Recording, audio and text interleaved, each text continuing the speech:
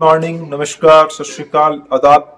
हाय, कैसे हो आप सब दोस्तों। आज बहुत ही सेंसिटिव टॉपिक के बारे में बात करूंगा और बहुत ही इम्पोर्टेंट है, क्योंकि सभी के घर में छोटी छोटी बीमारियां होती रहती हैं और हम सब लोग कुछ ना कुछ medication, self medication, medical store से दवाई लेते रहते हैं।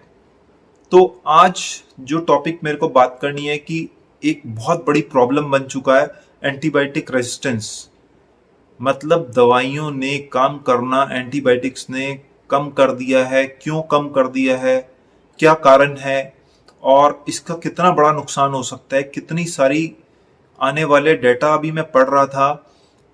अभी तक 2019 में हमारी इंडिया में 3 से 5 लाख लोग एंटीबायोटिक रेजिस्टेंस के कारण, मतलब एंटीबायोटिक दवाइयां काम नहीं करती उसके कारण 3 से 5 लाख लोगों की मौत हुई 2019 में। डाटा ये कहता है। और आने वाला डाटा क्या कह रहा है कि 2050 तक ये लेवल 1 करोड़ तक पहुंच जाएगा। तो बहुत ही अवेकनिंग वीडियो है और आप ये वाली वीडियो को आगे शेयर करना और अपने नियर एंड डियर्स को बताना मत भूलिएगा, क्योंकि ये बहुत ही सेंसिटिव है, हमारी और आपकी जान से रिलेटेड है। दोस्तों, ये कोई मैं किसी चीज के लिए प्रचार नहीं, मैं एक वेकअप कॉल दे रहा हूं, क्योंकि अभी रिसेंटली मैंने बताया था कि प्रॉब्लम सबके साथ होती हैं, तो सबको अपनी अपनी दिक्कत पता होती हैं। तो अभी हम भी बहुत बड़ी प्रॉब्लम से बाहर निकले, मैं भी बहुत बड़ी प्रॉब्लम से बाहर निकला हूं। और मेरे घर में ही, हमारे घर में ही मेरी मदर को भी इस एंटीबायोटिक रेजिस्टेंस के कारण बहुत दिन तक हॉस्पिटलाइज्ड रहना पड़ा और 1 महीने तक उनकी हेल्थ खराब रही। वो रेफरल सेंटर तक पहुंची और ये समझ लो कि एक तरह से मौत की लड़ाई को जीत के वापस आई। तो खैर, मैंने तब कहा था कि उस प्रॉब्लम के बारे में बाद में बात करेंगे। तो आज के टॉपिक से वो प्रॉब्लम रिलेट करती है, एंटीबायोटिक रेजिस्टेंस।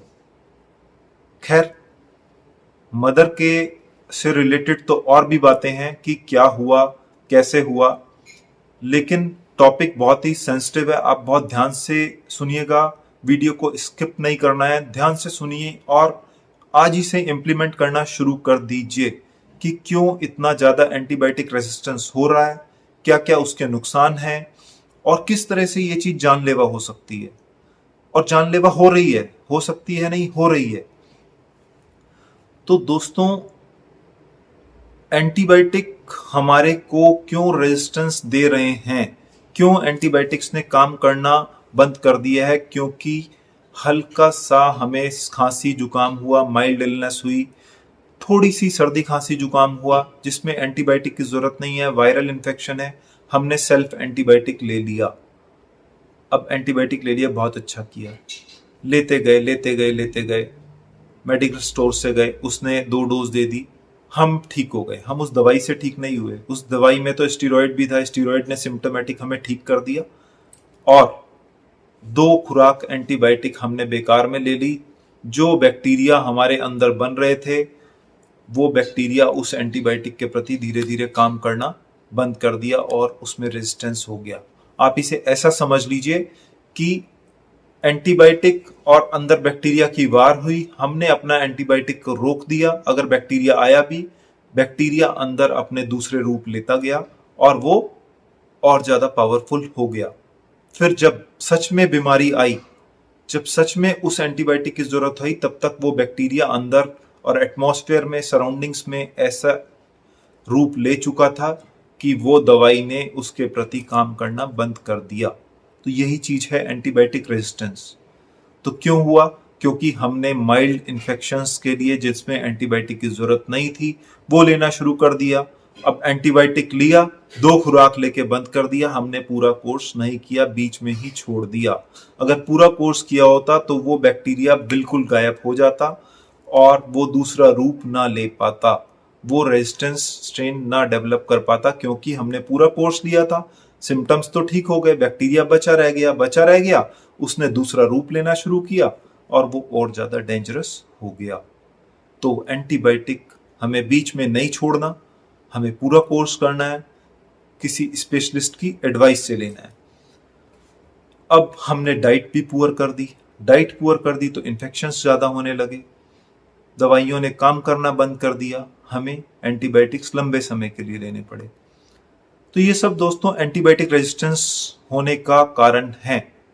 और दूसरी तरफ अब हम दवाई लेके तो आए, हमने एक स्पेशलिस्ट डॉक्टर को दिखाया, उसने हमें कहा कि 5 डेज दवाई लेनी है, हमें 2 दिन में ही अच्छा लगने लगा, हमने दवाई बंद कर दी, दवाई बची रह गई। अब 1 महीने बाद फिर से वो इन्फेक्शन हुआ। उसका क्या रीजन था? उसका रीजन यही था कि हमने एडिक्वेटली उसे ट्रीट नहीं किया, उसको ठीक से गायब नहीं होने दिया, हमने फिर से वही दवाई रिपीट कर ली। एंटीबायोटिक रेजिस्टेंस का एक और कारण, तो ये भी नहीं करना है। अब चलो हम ठीक भी रह गए, हमारे पास दवाई बची रह गई, 2-3 महीने बाद कोई आस पड़ोसी आया, रिश्तेदार आया, उसको कुछ गला खराब हुआ, उसको वो दवाई दे दी। मतलब सेम दवाई हमने दूसरे को भी देनी शुरू कर दी बिना एक्सपर्ट ओपिनियन के।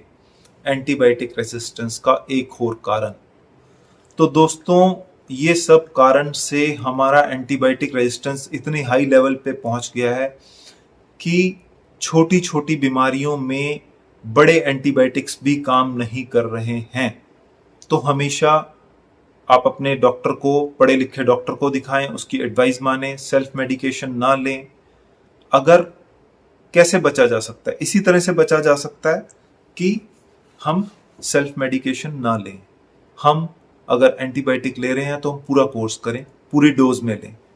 दोबारा से अगर इन्फेक्शन होता है तो सेम दवाई रिपीट ना करें, पहले एक बार डॉक्टर से कंसल्ट कर लें।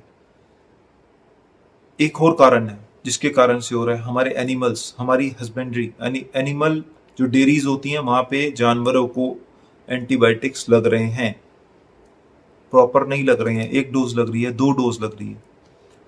तो मेरी आप सभी से यही गुजारिश है, यही अपील है कि जब हम मेडिकेशन लें तो किसी क्वालिफाइड बंदे से जाके लें। दूसरी चीज, माइल्ड इलनेस के लिए एंटीबायोटिक्स का यूज ना करें।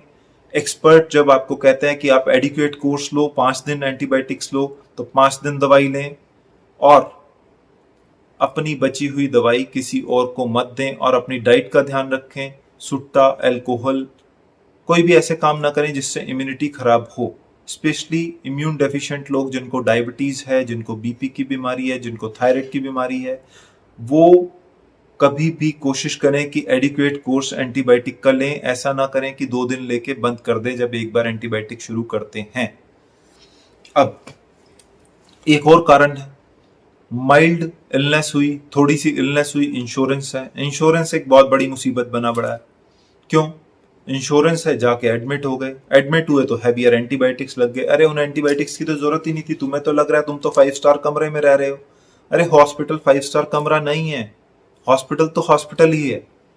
हॉस्पिटल में बहुत सारे ऐसे इन्फेक्शंस हैं, तुम्हें हुआ था हल्का सा इन्फेक्शन, गए हॉस्पिटल में, बड़ी दवाइयां ले गई, देखा क्या बड़ा इन्फेक्शन लग गया। तुम तो सोच रहे हो हमने इंश्योरेंस का फायदा उठा लिया।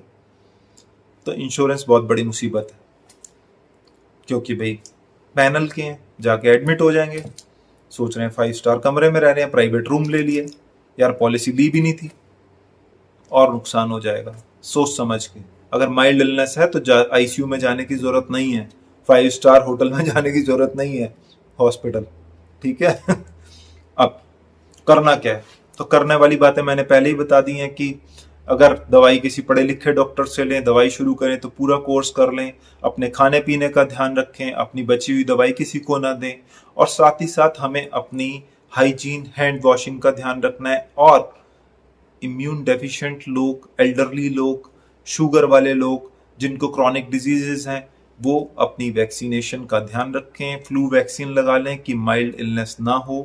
क्वाड्री फ्लू वैक्सीन आती है, फ्लू टेट्रा नाम से आती है, कि जिससे उनको इन्फ्लुएंजा लाइक इलनेस ना हो। तो बस यही ध्यान रखने वाली बातें हैं।